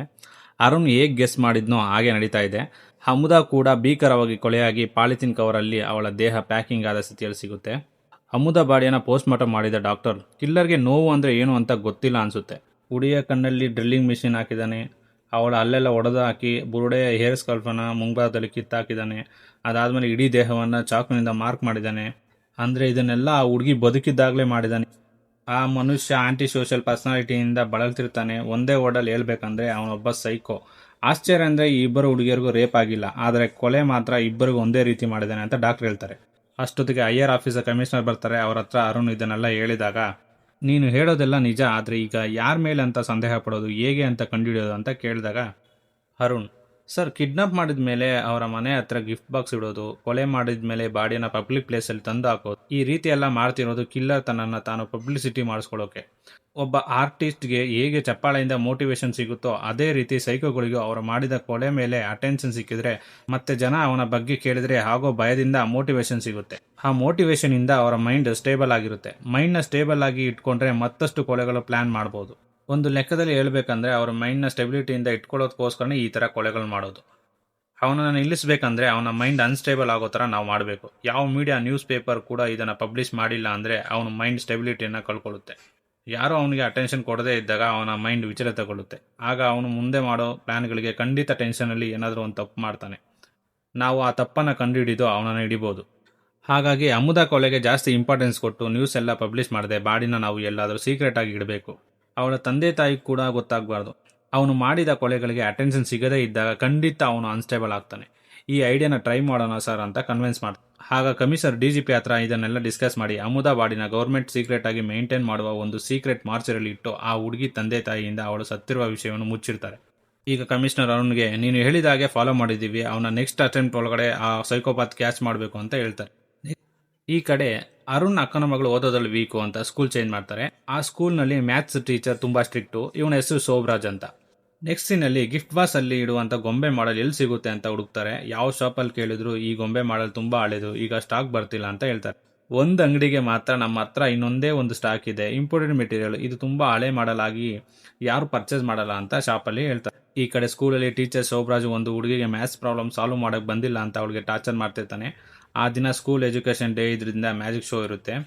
ಬೆಲ್ ಹೊಡೆದ್ಮೇಲೆ ಎಲ್ಲ ಸ್ಟೂಡೆಂಟ್ಸ್ ಕಲಿಸಿ ಆ ಹುಡುಗಿನ ಮಾತ್ರ ಇಸ್ಕೊಂಡು, ಒಂದು ಮ್ಯಾಥ್ಸ್ ಪ್ರಾಬ್ಲಮ್ನ ಸಾಲ್ವ್ ಮಾಡೋಕ್ಕೆ ಬರಲ್ಲ, ಮೊನ್ನೆ ನೀನು ಒಂದು ಹುಡುಗನ ಜೊತೆ ಸುತ್ತಾಡ್ತಿದ್ದ ನೋಡಿದ್ದೀನಿ, ನಾಳೆ ನಿನ್ನ ಪೇರೆಂಟ್ಸ್ನ ಕರ್ಕೊಂಡು ಬಾ, ಅವರ ಜೊತೆ ಇದ್ರ ಬಗ್ಗೆ ಮಾತಾಡಬೇಕು ಅಂದಾಗ ಆ ಹುಡುಗಿ, ಸರ್ ಬೇಡ ಸರ್ ಬೇಡ ಸರ್ ಅಂತ ಎದುರುಕೊಳ್ತಾಳೆ. ಆಗ ಶೋಭರಾಜ್, ಹೀಗೆ ಓದಿದ್ರೆ 11th ಕ್ಲಾಸ್ ಪಾಸ್ ಮಾಡಿ 12th ಕ್ಲಾಸ್ ಹೇಗೆ ಹೋಗ್ತೀಯಾ, ನಾನು ನಿನ್ನ ಫೇಲ್ ಮಾಡಿಬಿಡ್ತೀನಲ್ಲ ಅಂದಾಗ, ಪ್ಲೀಸ್ ಬೇಡ ಸರ್ ಅಂತ ಕೇಳ್ಕೊತಾಳೆ. ಆಗ ಸರಿ, ಆಗಿದ್ರೆ ನೀನು ನಾನು ಹೇಳಿದಂಗೆ ಮಾಡ್ತೀಯ ಅಂತ ಹೇಳಿ ಅವಳನ್ನು ಲೈಂಗಿಕವಾಗಿ ಬಳಸ್ಕೊಳ್ತಾನೆ. ನೆಕ್ಸ್ಟ್ ಸೀನಲ್ಲಿ ಟೀಚರ್ ಕೃಷ್ಣವೇಣಿ ಸ್ಕೂಲ್ ಮುಗಿಸಿ ಹೋಗೋ ಟೈಮ್ಗೆ ಈ ಸ್ಟೂಡೆಂಟ್ ಬರ್ತಾಳೆ, ಹೆಸರು ಮೀರಾ. ಆ ದಿನ ಅವಳ ತಂದೆ ತಾಯಿ ಆ್ಯನಿವರ್ಸರಿ ಇರುತ್ತೆ. ಅದಕ್ಕೆ ಅವಳ ಹಿಯರಿಂಗ್ ನಲ್ಲಿ ರೆಕಾರ್ಡ್ ಮಾಡಿ ಟೀಚರ್ ವಿಶಸ್ನ ಹೇಳ್ತಾರೆ. ಸ್ಪೀಚ್ ಟ್ರೈನಿಂಗ್ಗೋಸ್ಕರ ಈ ಮಿಷಿನ್ ಬಳಸ್ತಾರೆ. ಯಾರಾದರೂ ಏನಾದರೂ ಮಾತಾಡಿದರೆ ಅದನ್ನ ರೆಕಾರ್ಡ್ ಮಾಡಿಕೊಂಡು ಪದೇ ಪದೇ ಅದನ್ನು ಕೇಳಿ ಕಲ್ತ್ಕೋಬೋದು ಅಂತ ಇದನ್ನ ಯೂಸ್ ಮಾಡ್ತಾರೆ. ಆ ದಿನ ಕ್ಲಾಸ್ ಮುಗಿಸಿ ಬಸ್ ಸ್ಟ್ಯಾಂಡಲ್ಲಿ ಎಲ್ಲರೂ ನಿಂತಿರ್ತಾರೆ. ಮೀರಾ ಒಂದು ಆಟೋ ಹತ್ಕೊಂಡು ಹೋಗ್ತಾಳೆ. ಅದೇ ದಿನ ಮೀರಾ ಮಿಸ್ಸಿಂಗ್ ಆಗ್ತಾಳೆ. ಮೀರಾ ತಂದೆ ತಾಯಿ ಪೊಲೀಸ್ ಸ್ಟೇಷನ್ಲಿ ಕಂಪ್ಲೇಂಟ್ ರಿಜಿಸ್ಟರ್ ಮಾಡ್ತಾರೆ. ಮೀರಾನ ಹತ್ತಿಸ್ಕೊಂಡು ಹೋದ ಆಟೋ ಬಗ್ಗೆ ಇನ್ವೆಸ್ಟಿಗೇಷನ್ ಸ್ಟಾರ್ಟ್ ಮಾಡಿದ ಅರುಣ್ ಟೀಚರ್ ಹತ್ರ ಬಂದು ಕೇಳಿದಾಗ, ನನಗೆ ಆಟೋ ಹಿಂದೆ ಮುಂದೆ ಏನು ಬರ್ದಿತ್ತು ಅಂತ ನೆನಪಿಲ್ಲ, ಅಷ್ಟಾಗಿ ಅಬ್ಸರ್ವ್ ಮಾಡಿಲ್ಲ, ಸೊ ನಂಬರೆಲ್ಲ ನೆನಪಿಲ್ಲ ಅಂತ ಹೇಳ್ತಾಳೆ. ಆಗ ಅರುಣ್, ಸರಿ ನಮ್ಮ ಜೊತೆ ಬನ್ನಿ, ಏರಿಯಾದಲ್ಲಿರೋ ಆಟೋ ಎಲ್ಲ ಸರ್ಚ್ ಮಾಡೋಣ ಅಂತ ಕೇಳ್ತಾನೆ. ಅದಕ್ಕೆ ಟೀಚರ್, ನಾನು ನಂಬ್ಕೊಂಡು ಒಂದು ಮಗು ಇದೆ, ಅವಳು ಸ್ಕೂಲ್ ಹತ್ರ ವೆಯ್ಟ್ ಮಾಡ್ತಿರ್ತಾಳೆ, ನನಗೆ ಇದಕ್ಕೆಲ್ಲ ಸಮಯ ಇಲ್ಲ, ಅವಳನ್ನು ನೋಡಬೇಕು ಅಂತ ಹೇಳಿ ಇನ್ವೆಸ್ಟಿಗೇಷನ್ ಕೋಆಪ್ರೇಟ್ ಮಾಡದೆ ಹೋಗ್ತಾಳೆ. ನೆಕ್ಸ್ಟ್ ಸೀನಲ್ಲಿ ಆ ಪುಟ್ಟ ಹುಡುಗಿ ಕಾಯಲ್ ಜೊತೆ ಟೀಚರ್ ಬಸ್ಗೆ ಅಂತ ವೆಯ್ಟ್ ಮಾಡಬೇಕಾದ್ರೆ ಆಟೋದಲ್ಲಿ 3 ಜನ ಬಂದು, ಬನ್ನಿ ಮೇಡಮ್ ಆಟೋ ಹತ್ತಿ ಅಂತಾರೆ. ಟೀಚರ್ ಬೇಡ ಅಂದರೂ ಫಾಲೋ ಮಾಡ್ತಿರ್ತಾರೆ. ಅವರಿಂದ ತಪ್ಪಿಸ್ಕೊಂಡು ಹೋಗ್ಬೇಕಾದ್ರೆ ದಾರಿಲಿ ಅರುಣ್ ಸಿಕ್ಕಿ ಅವರಿಗೆಲ್ಲ ಹೊಡೆದು ಟೀಚರ್ನ ಕಾಪಾಡ್ತಾನೆ. ಇಲ್ಲಿಂದ ಅವರ ಸ್ನೇಹ ಬೆಳೆಯುತ್ತೆ, ಸ್ನೇಹ ಪ್ರೀತಿಗೆ ತಿರುಗುತ್ತೆ. ಅರುಣ್ ಟೀಚರ್ನ ಮತ್ತು ಕಾಯಲ್ನ ಮನೆಗೆ ಬಿಡ್ತಾನೆ. ಆಗ ಟೀಚರ್, ನಾವು ಆಟೋ ಬಗ್ಗೆ ನಾಳೆ ಎಲ್ಲ ಕಡೆ ನೋಡೋಣ ಅಂತ ಹೇಳಿ ಇನ್ವೆಸ್ಟಿಗೇಷನ್ಗೆ ಕೋಆಪ್ರೇಟ್ ಮಾಡೋಕ್ಕೆ ಒಪ್ಕೋತಾಳೆ. ಹೀಗೆ ಒಂದು 4-5 ದಿನ ಕಳೆದ ಮೇಲೆ ಟೀಚರ್ ಮನೆ ಹತ್ರ ಇದ್ದಾಗ ಒಂದು ಕ್ರಿಸ್ಮಸ್ ಸ್ಟಾರ್ನ ನೋಡಿ ಆ ದಿನ ಆಟೋ ಹಿಂದೆ ಏನಿತ್ತು ಅಂತ ನೆನಪಾಗುತ್ತೆ. ಯಾಕಂದ್ರೆ ಅದರಲ್ಲೂ ಒಂದು ಸ್ಟಾರ್ ಮಾರ್ಕ್ ಇರುತ್ತೆ ಮತ್ತೆ ರೇಸ್ ಅಂತ ಬರ್ದಿರುತ್ತೆ. ಈ ಕಡೆ ಅರುಣ್ ತನ್ನ ಬೈಕ್ ಪಂಚರ್ ಆಯಿತು ಅಂತ ತನ್ನ PC ಜೊತೆ ಆಟೋದಲ್ಲಿ ಹೋಗ್ತಿರ್ತಾನೆ. ಆಗ ಈ ಹಿಂದೆ ಆದ 2 ಮರ್ಡರ್ ಪ್ಯಾಟರ್ನ್ ತರನೇ ಮೀರಾ ಅನ್ನೋ ಹುಡುಗಿ ಮರ್ಡರ್ ಆಗಿ ಪಬ್ಲಿಕ್ ಪ್ಲೇಸ್ನಲ್ಲಿ ಬಾಡಿ ಬಿಸಾಕಿದೆ ಅಂತ PCಗೆ ಹೇಳ್ತಾ ಆಟೋದಲ್ಲಿ ಆ ಸ್ಪಾಟ್ಗೆ ಹೋಗ್ತಾನೆ. ಆಗ ಟೀಚರ್ ಕಾಲ್ ಮಾಡಿ ಅವತ್ತು ಮೀರಾನ ಕರ್ಕೊಂಡು ಹೋದ ಆಟೋ ಹಿಂದೆ ಸ್ಟಾರ್ ಮಾರ್ಕ್ ಇತ್ತು ಮತ್ತೆ ರೇಸ್ ಅಂತ ಬರ್ದಿತ್ತು ಅಂತ ಹೇಳ್ತಾರೆ. ನೋಡಿದ್ರೆ ಅದೇ ಆಟೋದಲ್ಲಿ ಅರುಣ್ ಮತ್ತೆ PC ಬಂದಿದ್ದಾರೆ. ಆ ಆಟೋ ಇವ್ರನ್ನ ಬಿಟ್ಟು ಹೋಗ್ತಾ ಇದ್ದೆ. ಅದನ್ನು ನೋಡಿದ ಅರುಣ್ ಇಮಿಡಿಯೇಟ್ ಆಗಿ ಹೋಗಿ ಆ ಆಟೋನ ಕ್ಯಾಚ್ ಮಾಡ್ತಾನೆ. ಆಟೋ ಡ್ರೈವರ್ನ ಸ್ಟೇಷನ್ಗೆ ಕರ್ಕೊಂಡು ಹೋಗಿ ರಿಮ್ಯಾಂಡ್ ಎತ್ತಿ ಬಾಯಿ ಬಿಡಿಸಿದಾಗ, ನಾನು ಯಾವ ಕೊಲೆನೂ ಮಾಡಿಲ್ಲ ಸರ್, ಬರೀ ಹುಡುಗಿರ್ನ ರೇಗಿಸ್ತೀನಿ ಅಷ್ಟೇ ಅಂತಾನೆ. ಅದಕ್ಕೆ ಇನ್ನಷ್ಟು ಹೊಡಿತಾರೆ. ಆಮೇಲೆ ಮೀರನ್ನ ಕರ್ಕೊಂಡೋಗಿ ಎಲ್ಲಿ ಬಿಟ್ಟೆ ಅಂತ ಕೇಳಿದಾಗ ಟೀಚರ್ ಶೋಭರಾಜ್ ಮನೆಗೆ ಬಿಟ್ಟೆ ಸ್ಕೂಲ್ ಹುಡುಗಿರನ್ನ ಕರ್ಕೊಂಡೋಗಿ ಅವನ ಮನೆಗೆ ಬಿಟ್ಟರೆ ನನಗೆ ದುಡ್ಡು ಕೊಡ್ತಾನೆ, ಅದರಿಂದ ಆಚೆಗೆ ಆ ಹುಡುಗಿರನ್ನ ಇಟ್ಕೊಂಡು ಏನು ಮಾಡ್ತಾನೆ ಆ ಮನುಷ್ಯ ಅಂತ ನನಗೆ ಗೊತ್ತಿಲ್ಲ ಅಂತ ಹೇಳ್ತಾನೆ. ಅವನಿಂದನೇ ಶೋಭರಾಜ್ ಮನೆ ಅಡ್ರೆಸ್ ತೊಗೊಂಡು ಅವನು ಸ್ಕೂಲಲ್ಲಿ ಇದ್ದಾಗ ಮನೆಗೆ ಹೋದರೆ ಅವನ ಫೋಟೋ ನೋಡಿ ಅರುಣ್ ಬಾವ ಇವನ ಸ್ಕೂಲಲ್ಲಿ ನಮ್ಮ ಅಮ್ಮ ಕೂಡ ಓದ್ತಾ ಇರೋದು ಅಂತಾನೆ. ಮನೇಲಿ ಹುಡುಕಾಟ ನಡೆಸಿದಾಗ ಮೀರಾ ಸ್ಕೂಲ್ ಬ್ಯಾಗ್ ಸಿಗುತ್ತೆ, ಡ್ರಾಯರ್ ತೆಗೆದು ನೋಡಿದ್ರೆ ಆ ಗಿಫ್ಟ್ ಬಾಕ್ಸ್ ಅದರೊಳಗಡೆ ಇರೋ ಗೊಂಬೆ ಸಿಗುತ್ತೆ. ಈಗ ಪೊಲೀಸ್ನವ್ರಿಗೂ ಸ್ಕೂಲ್ಗೆ ಹೋಗೋಣ ಅಂತ ಹೋಗ್ತಿರ್ತಾರೆ. ಈ ಕಡೆ ಸ್ಕೂಲ್ನಲ್ಲಿ ಶೋಭರಾಜ್ ಅರುಣ್ ಅಕ್ಕನ ಮಗಳು ಅಮ್ಮಗೂ ಕೂಡ ನಿನ್ನನ್ನು ಈ ವರ್ಷ ಫೇಲ್ ಮಾಡ್ತೀನಿ ಅಂತ ಎದುರಿಸ್ಕೊಂಡು ಟಾರ್ಚರ್ ಮಾಡ್ತಿರ್ತಾನೆ. ಅವಳನ್ನು ಕೂಡ ತನ್ನ ಲೈಂಗಿಕ ಆಸೆಗೆ ಸಹಕಾರ ಕೊಡುವಂತ ಒತ್ತಾಯಿಸ್ತಿರ್ತಾನೆ. ಅದೇ ಟೈಮ್ಗೆ ಅರುಣ್ ಕ್ಲಾಸ್ ರೂಮ್ಗೆ ಬಂದು ಚೆನ್ನಾಗಿ ಹೊಡೆದು ಎಳ್ಕೊಂಡು ಹೋಗ್ತಾನೆ. ಆಸ್ಪತ್ರೆಯಲ್ಲಿ ಯಾಕೆ ಹೀಗೆ ಮಾಡ್ತಿದ್ಯಾ ಅಂತ ವಿಚಾರಣೆ ಮಾಡಿದ್ರೆ, ನಿಮಗೆ ಒಂಟಿತನದ ನೋವು ಹೇಗಿರುತ್ತೆ ಅಂತ ಗೊತ್ತಾ? ಇಷ್ಟ ಇಲ್ಲದೆ ಇರೋ ಕೆಲಸ ಮಾಡಿಕೊಂಡು ಬೆಳಗ್ಗೆ ಎದ್ದಾಗಿಂದಲೂ ಹಿಡಿದು ರಾತ್ರಿ ಮಲಗೋವರೆಗೂ ಯಾರು ನಮ್ಮನ್ನು ಕೇರ್ ಮಾಡೋದಿಲ್ಲ ಅಂದರೆ ಎಷ್ಟು ಬೇಜಾರಾಗುತ್ತೆ ಗೊತ್ತಾ? ಒಂದೇ ಥರ ಲೈಫು, ಯಾವ ಮಜಾನೂ ಇಲ್ಲ. ಲೈಫ್ ಅಂದೇ ಒಂದು ಎಕ್ಸೈಟ್ಮೆಂಟ್ ಇರಬೇಕು, ಅದಕ್ಕೋಸ್ಕರ ಈಗ ಮಾಡಿದೆ ಅಂತ ಹೇಳಿದ ತಕ್ಷಣನೇ ಕಪಾಳೆ ಕೊಡೋದು, ಅದಕ್ಕಾಗಿ ಹೆಣ್ಣು ಮಕ್ಕಳನ್ನ ಕೊಲ್ತೆ ಅಂತ ಹೊಡಿತಾರೆ. ಆಗ ಶೋಭರಾಜ್ ನಾನು ಯಾರನ್ನು ಕೊಂದಿಲ್ಲ ಅಂತ ಹೇಳ್ತಾನೆ. ಆಗ ಅರುಣ್, ನೀನು ಆ ದಿನ ಮೀರನ ಆಟೋದಲ್ಲಿ ನಿಮ್ಮ ಮನೆಗೆ ಕರೆಸ್ಕೊಂಡು ಹೋಗಿದ್ದು ನನಗೆ ಗೊತ್ತು ಅಂದಾಗ ಶೋಭರಾಜ್, ಮೀರಾ ನನ್ನ ಟ್ಯೂಷನ್ಗೆ ಬರ್ತಾ ಇದ್ದ ಹುಡುಗಿ. ಆ ದಿನ ಮೀರೋ ಆಟೋದಲ್ಲಿ ಬರಬೇಕಾದ್ರೆ ನಾನು ನಾರ್ಮಲ್ ಪ್ಯಾಸೆಂಜರ್ ತರ ಅಡ್ಡ ಹಾಕಿ ಆಟೋ ಹತ್ತಿದೆ. ನಂತರ ಅವಳನ್ನ ನಮ್ಮ ಮನೆಗೆ ಬಾ, ನನ್ನ ವೈಫ್ನ ಪರಿಚಯ ಮಾಡಿಸ್ತೀನಿ ಅಂತ ಕರ್ಕೊಂಡು ಹೋದೆ. ಅವಳನ್ನ ಹಾಲಲ್ಲಿ ಕೂರಿಸಿ ನಾನು ಜ್ಯೂಸ್ ಮಾಡ್ಕೊಂಡು ಬರ್ತೀನಿ ಅಂತ ಅಡುಗೆ ಮನೆಗೆ ಹೋದಾಗ ಜ್ಯೂಸಲ್ಲಿ ಟ್ಯಾಬ್ಲೆಟ್ ಹಾಕಿದ್ದನ್ನು ನೋಡಿ ಬ್ಯಾಗ್ನ ಕೂಡ ಮನೆಯಲ್ಲೇ ಬಿಟ್ಟು ಓಡಿ ಹೋಗ್ಬಿಟ್ಲು. ನಾನು ಆಚೆ ಬಂದು ನೋಡೋ ಅಷ್ಟರಲ್ಲಿ ಅವಳು ಇರಲಿಲ್ಲ, ಆದರೆ ನನ್ನ ಕಾಂಪೌಂಡ್ ಮೇಲೆ ಈ ಗಿಫ್ಟ್ ಬಾಕ್ಸ್ ಇತ್ತು ಅಂತ ಹೇಳ್ತಾನೆ. ಆಗ ಪೊಲೀಸ್ನವರು ಕೊಲೆಗಳನ್ನ ನೀನೇ ಮಾಡಿ ಈಗ ಸುಳ್ಳು ಹೇಳ್ತಾ ಇದೆಯಾ, ನೀನು ಸುಳ್ಳು ಹೇಳಿದ್ರೆ ನಾವು ನಂಬ್ಕೋತೀವಿ ಅನ್ಕೊಂಡಿದ್ಯಾ ಅಂತ ಓಡಿತಾರೆ. ಆಗ ಶೋಭರಾಜ್, ಸುಳ್ಳು ಕೇಸ್ಗಳನ್ನ ನನ್ನ ಮೇಲೆ ಹಾಕಿ ನೀವು ಕೇಸ್ ಕ್ಲೋಸ್ ಮಾಡಬೇಕು ಅಂದ್ಕೊಂಡಿದ್ದೀರಾ ಅಂತಾನೆ. ಆಗ ಅಲ್ಲಿಗೆ ಪೊಲೀಸ್ ಅವರ ಹೈಯರ್ ಆಫೀಸರ್ ಬರ್ತಾರೆ. ಅವ್ರ ಹತ್ರ ಈ ಕೊಲೆಗಳನ್ನ ತಾನೇ ಮಾಡಿದೆ ಅಂತ ಒಪ್ಕೊಂಡ್ರೆ ಅವನಿಗೆ ಖಂಡಿತ ಗಲ್ಲು ಶಿಕ್ಷೆ ಆಗುತ್ತೆ ಅಂತ ಗೊತ್ತಿದೆ, ಅದಕ್ಕೋಸ್ಕರ ಸುಳ್ಳು ಹೇಳ್ತಿದ್ದಾನೆ. ಅವನು ಹಾಸ್ಪಿಟ್ಲಿಂದ ಡಿಸ್ಚಾರ್ಜ್ ಆದ್ಮೇಲೆ 3rd ಡಿಗ್ರಿ ಟ್ರೀಟ್ಮೆಂಟ್ ಕೊಟ್ಟು ಬಾಯಿ ಬಿಡಿಸೋಣ ಅಂತ ಹೇಳ್ತಿರ್ತಾರೆ. ನೆಕ್ಸ್ಟ್ ಸೀನಲ್ಲಿ ಇಷ್ಟು ದಿನ ಹುಡುಕ್ತಿದ್ದ ಕೊಲೆಗಾರ ಸಿಗ್ದ, ಇನ್ನು ಯಾವುದೇ ಟೆನ್ಷನ್ ಇಲ್ಲ ಅಂತ ಆ ದಿನ ಅರುಣ್ ಅಮ್ಮು ಬರ್ತ್ಡೇ ಸೆಲೆಬ್ರೇಷನ್ ಮಾಡ್ಕೊಂಡು ಜಾಲಿಯಾಗಿರ್ತಾನೆ. ಆಗ ಅರುಣ್ಗೆ ಹಾಸ್ಪಿಟಲಿಂದ ಒಂದು ಕಾಲ್ ಬರುತ್ತೆ. ಹೋಗಿ ನೋಡಿದ್ರೆ ಶೋಭರಾಜ್ ಹಾಸ್ಪಿಟಲಲ್ಲಿ ಅರುಣ್ ಫ್ರೆಂಡ್ ವೆಂಕಟ್ಗೆ ಗನ್ ಪಾಯಿಂಟ್ ಇಟ್ಟು ಪೊಲೀಸರನ್ನ ಎದುರಿಸ್ತಾ ಎಸ್ಕೇಪ್ ಆಗೋಕೆ ಟ್ರೈ ಮಾಡ್ತಾ ಇರ್ತಾನೆ. ತಪ್ಪು ಮೇಲೆ ತಪ್ಪು ಮಾಡಬೇಡ ಅಂತ ಪೊಲೀಸ್ನವರು ಎಷ್ಟು ವಾರ್ನಿಂಗ್ ಕೊಟ್ಟರು ನನಗೆ ಗೊತ್ತು, ನಾನು ಮಾಡದೇ ಇರೋ ಕೊಲೆಗಳ ಕೇಸ್ನ ನನ್ನ ಮೇಲೆ ಹಾಕಿ ನನ್ನನ್ನು ಹೇಗಿದ್ರು ಎನ್ಕೌಂಟರ್ ಮಾಡಿ ಸಾಯಿಸ್ಬಿಡ್ತೀರಾ, ನಾನೀಗ ಹೋಗಲೇಬೇಕು ಅಂತ ಆಟ ಮಾಡ್ತಾನೆ. ಅರುಣ್ ಅಲ್ಲಿಗೆ ಬಂದ ತಕ್ಷಣ ತಲೆ ಓಡಿಸಿ ಅವನು ವೆಂಕಟ್ನ ಲಿಫ್ಟ್ ಒಳಗಡೆ ಕರ್ಕೊಂಡು ಹೋಗೋ ಮುಂಚೆನೆ ತಾನು ಲಿಫ್ಟ್ ಒಳಗಡೆ ಸೇರಿಕೊಂಡು ಶೋಭರಾಜ್ನ ಶೂಟ್ ಮಾಡಿ ವೆಂಕಟ್ನ ಕಾಪಾಡ್ತಾನೆ. ಈಗ ಮನೆಯಿಂದ ಕಾಲ್ ಬರುತ್ತೆ. ಹೋಗಿ ನೋಡಿದ್ರೆ ಅಲ್ಲಿ ತನ್ನ ಅಕ್ಕನ ಮಗಳು ಅಮ್ಮು ಬರ್ತಡೇ ದಿನನೇ ಮಿಸ್ ಆಗಿದ್ದಾಳೆ. ಅರುಣ್ ಅಲ್ಲಿ ಹೋಗಿ ನೋಡಿದ್ರೆ ಅವರ ಮನೆ ಕಾಂಪೌಂಡ್ ಮೇಲೆ ಆ ಗಿಫ್ಟ್ ಬಾಕ್ಸ್ ಇದೆ. ಸೊ ಅಲ್ಲಿಗೆ ಶೋಭರಾಜ್ ಕಿಲ್ಲರ್ ಅಲ್ಲ ಅಂತ ಗೊತ್ತಾಗುತ್ತೆ. ಅರುಣ್ ಅಕ್ಕ ಭಾವ ತುಂಬ ಅಪ್ಸೆಟ್ ಆಗಿದ್ದಾರೆ. ಅರುಣ್ ತಾಳ್ಮೆಯಿಂದ ಯೋಚನೆ ಮಾಡಿ ಬರ್ತ್ಡೇ ಫಂಕ್ಷನಲ್ಲಿ ಒಬ್ಬ ಹುಡುಗ ಹ್ಯಾಂಡಿಕ್ಯಾಮಲ್ಲಿ ಶೂಟ್ ಮಾಡ್ತಿರೋದನ್ನ ನೆನೆಸ್ಕೊಂಡು ಅವನ ಹ್ಯಾಂಡಿಕ್ಯಾಮಲ್ಲಿ ವೀಡಿಯೋ ನೋಡಿದ್ರೆ ಅಮ್ಮು ಹೊರಗಡೆ ಯಾರ ಜೊತೆ ಮಾತಾಡ್ಕೊಂಡು ನಿಂತಿರೋ ಕಾಣಿಸುತ್ತೆ, ಆದರೆ ಯಾರು ಅಂತ ಕಾಣಿಸಲ್ಲ. ಆ ವಿಡಿಯೋ ಮಾಡಿದ ಹುಡುಗನ ಕೇಳಿದ್ರೆ ಅವಳ ಕ್ಲಾಸ್ಮೇಟ್ ಅಂತ ಹೇಳ್ತಾನೆ. ಹೋಗಿ ಆ ಹುಡುಗನ ಹತ್ರ ಕೇಳಿದ್ರೆ ಬರ್ತ್ಡೇ ದಿನ ಪ್ರಪೋಸ್ ಮಾಡಿದ್ರೆ ಒಪ್ಕೋತಾಳೆ ಅಂತ ಪ್ರಪೋಸ್ ಮಾಡೋಕೆ ಹೋದೆ, ಅಷ್ಟೊತ್ತಿಗೆ ವ್ಯಾನ್ ಬಂತು ಅಂತ ನಾನು ಅಲ್ಲಿಂದ ಬಂದುಬಿಟ್ಟೆ ಅಂತ ಹೇಳ್ತಾನೆ. ಆ ವ್ಯಾನ್ ಬಗ್ಗೆ ಡೀಟೇಲ್ ಕೇಳಿದಾಗ ನನಗೆ ಕತ್ತಲಲ್ಲಿ ಅಷ್ಟು ಸ್ಪಷ್ಟವಾಗಿ ಕಾಣಿಸಲಿಲ್ಲ, ಒಳಗಡೆ ಯಾರಿದ್ರು ಅಂತ ನನಗೆ ಗೊತ್ತಾಗಿಲ್ಲ, ನಾನು ಯಾರೋ ರಿಲೇಟಿವ್ಸ್ ಇರ್ಬೋದು ಅಂತ ಅಂದ್ಕೊಂಡೆ ಅಂತಾನೆ. ಅರುಣ್ ಪೊಲೀಸ್ ಫೋರ್ಸ್ ಯೂಸ್ ಮಾಡಿ ಆ ದಾರಿಲಿ ಎಲ್ಲ ವೆಹಿಕಲ್ಸ್ಗಳನ್ನ ಚೆಕ್ ಮಾಡಿಸ್ತಾನೆ, ಆದರೆ ಏನೂ ಸಿಗಲ್ಲ. ಅರುಣ್ ಭಾವಗೆ ತುಂಬ ದುಃಖ ಆಗ್ತಿದೆ. ಮಗಳು ಮಿಸ್ ಆಗಿ ಈಗಾಗಲೇ 2 ದಿನ ಆಗಿದೆ. ನನ್ನ ಮಗಳು ನನ್ನ ಸಿಗ್ನೇಚರ್ ಫೋರ್ಜರಿ ಮಾಡಿದವಳು ತುಂಬ ಸ್ಮಾರ್ಟ್, ಅವಳು ಹೇಗಾದರೂ ಮಾಡಿ ಕಿಡ್ನಾಪರಿಂದ ಎಸ್ಕೇಪ್ ಆಗ್ತಾಳೆ ಅಂತ ಅಳುತ್ತಾ ಅರುಣ್ ಹತ್ರ ಹೇಳ್ತಿರ್ತಾರೆ. ಆಗ ಅರುಣ್ ಅವರ ಕಾರ್ ಡಿಕ್ಕಿಲಿ ಕವರ್ ಆಚೆ ಬಂದಿದೆ ಅಂತ ಒಂದ್ಸಲ ತೆಗೆದು ನೋಡಿದ್ರೆ ಒಳಗಡೆ ಅಮ್ಮು ಡೆಡ್ ಬಾಡಿ ಬಿದ್ದಿದೆ. ತಕ್ಷಣ ಅರುಣ್ಗೆ ಎಲ್ಲಿಲ್ಲದ ಸಂಕಟ ಆಗಿಬಿಡುತ್ತೆ. ತನ್ನ ಕಣ್ಣನ್ನು ನಂಬೋದೋ ಬೇಡವೋ ಒಂದೂ ಗೊತ್ತಾಗ್ತಿಲ್ಲ. ಭಾವನಿಗೆ ಗೊತ್ತಾಗದೆ ಇರಲಿ ಅಂತ ಅದನ್ನು ನೋಡದೇ ಇರೋ ಥರ ಕಾರ್ ಡಿಕ್ಕಿನ ಕ್ಲೋಸ್ ಮಾಡ್ತಾನೆ. ಆದರೆ ಅವ್ರ ಭಾವ ಅರುಣ್ ಕಣ್ಣಲ್ಲಿ ನೀರು ತುಂಬಿಕೊಂಡು ಡಿಕ್ಕಿ ಕ್ಲೋಸ್ ಮಾಡೋದನ್ನ ನೋಡಿ ಅವನ ಭಾವ ಡಿಕ್ಕಿ ತೆಗೆದು ನೋಡಬೇಕು ಅಂತ ಬಂದರೆ ಅರುಣ್ ನೋಡಬೇಡಿ ಅಂತ ತಡೀತಿದ್ದಾನೆ. ಎಷ್ಟು ಡಿಕ್ಕಿ ತೆಗಿಬೇಡಿ ಅಂತ ತಡೆದರೂ ಹೋಗಿ ಡಿಕ್ಕಿ ತೆಗೆದು ನೋಡಿದೆ ತಕ್ಷಣ ತಂದೆಗೆ ದುಃಖ ತಡೆಯೋಕ್ಕಾಗದೆ ಕುಸಿದು ಬಿಡ್ತಾರೆ. ನೆಲದಲ್ಲಿ ಕೂತು ಒದ್ದಾಡ್ತಾ ಮಗಳ ಹೆಸರು ಹೇಳ್ಕೊಂಡು ಅಳ್ತಿರ್ತಾರೆ. ಅದೇ ಟೈಮ್ಗೆ ಅವರ ಹೆಂಡತಿ ಬಂದರೆ ಏನೂ ಆಗಿಲ್ಲ ಅನ್ನೋ ಥರ ನಟಿಸಿ ಹೆಂಡತಿಗೆ ಅಮ್ಮು ಬರ್ತಡೆ ಅಂತ ಡಾಲ್ ತಂದಿದೆ, ಅದನ್ನು ನೋಡಿ ಅಳ್ತಿದ್ದಾನೆ ಅಂತ ಹೇಳಿ ವಾಡೆ ಕಳಿಸಿ ಬಾಡಿನ ಗೌರ್ಮೆಂಟ್ ಮಾರ್ಚುರಿಗೆ ತೊಗೊಂಡೋಗ್ತಾರೆ. ನೆಕ್ಸ್ಟ್ ಸೀನಲ್ಲಿ ಹ್ಯೂಮನ್ ರೈಟ್ಸ್ ಕಮಿಟಿಯಿಂದ ACPಗೆ ಆ ಶೋಭರಾಜ್ ಮೇಲೆ ಗನ್ ಫೈರ್ ಆಗಿರೋದು, ಸ್ಕೂಲಲ್ಲಿ ಅವನ ಎದುರಿಸೋಕೆ ಫೈರ್ ಮಾಡಿರೋದು, ಇದನ್ನೆಲ್ಲ ಕ್ವೆಶನ್ ಮಾಡಿ ಕ್ಲಾಸ್ ತೊಗೊಂಡು ಅರುಣ್ನ 3 ತಿಂಗಳು ಸಸ್ಪೆಂಡ್ ಮಾಡ್ತಾರೆ. ಡ್ಯೂಟಿಯಿಂದ ಸಸ್ಪೆಂಡ್ ಮಾಡಿದ್ದು ಅರುಣ್ಗೆ ತುಂಬ ಅಪ್ಸೆಟ್ ಮಾಡುತ್ತೆ. ನಾನು ಪೊಲೀಸಾಗಿ ಇಟ್ಕೊಂಡು ಏನೂ ಮಾಡೋಕ್ಕಾಗಿಲ್ಲ ಅನ್ನೋ ಫ್ರಸ್ಟ್ರೇಷನಲ್ಲಿ ತನ್ನ ಗರ್ಲ್ಫ್ರೆಂಡ್ ಮನೇಲಿ ಎಲ್ಲ ಒಡೆದು ಹಾಕಿ ಡಿಸ್ಟರ್ಬ್ ಆಗಿ ನನ್ನವರನ್ನೇ ನಾನು ಕಾಪಾಡಿಕೊಳ್ಳೋಕ್ಕೆ ಆಗಲಿಲ್ಲ, ಇನ್ನು ಈ ಪೊಲೀಸಾಗಿ ಏನೂ ಪ್ರಯೋಜನ ಇಲ್ಲ ಅಂತ ಅವರ ಹುಡುಗಿ ಹತ್ರ ಮಾತಾಡ್ತಾ ಇದ್ದಾಗ ಕಾಯಲ್ಲಿ ಬಂದು ಅವಳ ಹಿಯರಿಂಗ್ ಹೆಡ್ಡಲ್ಲಿ ಅವನು ಮಾತಾಡಿದ್ನ ಅವನಿಗೆ ರಿಪೀಟ್ ಮಾಡಿ ಕೇಳಿಸ್ತಾಳೆ. ಅರುಣ್ ಇದರಲ್ಲಿ ಈ ಥರ ರೆಕಾರ್ಡಿಂಗ್ ಫ್ಯೂಚರ್ ಎಲ್ಲ ಇದೆಯಾ ಅಂತ ಕೇಳಿದಾಗ ಹೌದು, ಈ ಮಿಷಿನ್ ಮೀರನ ಇವಳಿಗೆ ಕೊಡಿಸಿದ್ದು ಅಂತ ಹೇಳ್ತಾಳೆ. ಅವಳ ಹತ್ರನೂ ಇದೇ ಥರ ಹಿಯರಿಂಗ್ ಹೆಡ್ ಇತ್ತು ಅಂತ ಹೇಳಿದಾಗ ತಕ್ಷಣ ಹೋಗಿ ಫಾರೆನ್ಸಿಕ್ ಡಿಪಾರ್ಟ್ಮೆಂಟಲ್ಲಿ ಮೀರಾ ಹಿಯರಿಂಗ್ ಹೆಡ್ ಇಸ್ಕೊಂಡು ರೆಕಾರ್ಡಿಂಗ್ ಪ್ಲೇ ಮಾಡಿದರೆ ಅದರಲ್ಲಿ ಆ ಕಿಲ್ಲರ್ ಅವಳಿಗೆ ಹೊಡೆದಾಗ ಟಾರ್ಚರ್ ಮಾಡಿದಾಗ ಮೀರಾ ಕಿರ್ಚಿರೋದು ನರಳಾಡಿರೋದು ಎಲ್ಲ ರೆಕಾರ್ಡ್ ಆಗಿರುತ್ತೆ. ಅವನು ವಾಯ್ಸ್ ಏನಾದರೂ ಇದೆ ಅಂತ ಗಮನ ಇಟ್ಟು ಕೇಳಿದರೆ ಅದರಲ್ಲಿ ಅವನು ಮಾತಾಡಿರಲ್ಲ, ಆದರೆ ಒಂದು ಮ್ಯೂಸಿಕ್ ಪ್ಲೇ ಆಗಿರುತ್ತೆ. ಆ ಮ್ಯೂಸಿಕ್ ಟ್ಯೂನ್ ತೊಗೊಂಡು ಹೋಗಿ ಒಬ್ಬ ಸಿನಿಮಾ ಮ್ಯೂಸಿಕ್ ಡೈರೆಕ್ಟರ್ ಹತ್ರ ಅದ್ರ ಬಗ್ಗೆ ಕೇಳಿದಾಗ ಆ ಮ್ಯೂಸಿಕ್ ಎಲ್ಲೂ ರಿಲೀಸ್ ಆದ ಹಾಗೆ ನನಗೆ ಕಂಡು ಬಂದಿಲ್ಲ, ಇದು ಮೆಕ್ಸಿಕನ್ ಇಂಡಿಯನ್ ಮಿಕ್ಸ್ ಸ್ಟೈಲ್ ಇದೆ, ನನಗೆ ಇದು ಆಂಗ್ಲೋ ಇಂಡಿಯನ್ ಫೀಲ್ ಕೊಡ್ತಾ ಇದೆ, ಇದನ್ನು ಪ್ಲೇ ಮಾಡಿರೋ ಸ್ಟೈಲ್ ನೋಡಿದ್ರೆ ನೀವು ಹುಡುಕ್ತಾ ಇರೋ ಸೈಕೋ ಒಬ್ಬ ಪಿಯಾನಿಸ್ಟ್ ಅಂತ ನನಗೆ ಅನಿಸುತ್ತೆ ಅಂತ ಹೇಳ್ತಾರೆ.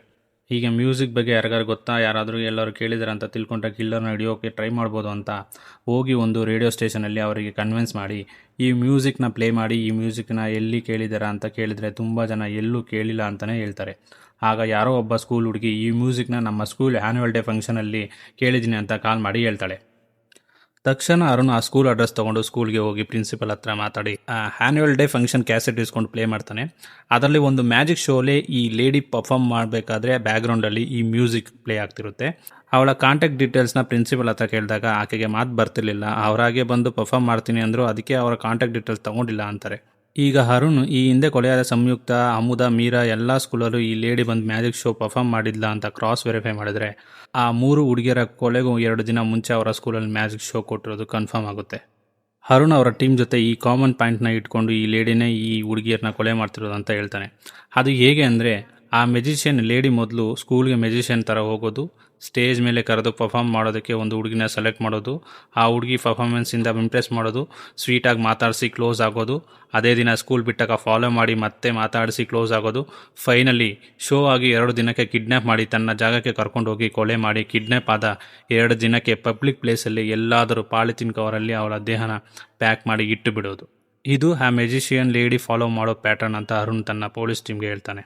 ಇದಾದ ಮೇಲೆ ತನ್ನ ಪೊಲೀಸ್ ಟೀಮ್ ಜೊತೆ ಮಾತಾಡಿ ಆ ಲೇಡಿ ಮುಂದೆ ಯಾವ ಸ್ಕೂಲಲ್ಲಿ ಮ್ಯಾಜಿಕ್ ಶೋ ಆಗಿದ್ದೆ ಅಂತ ಹುಡುಕ್ತಾನೆ.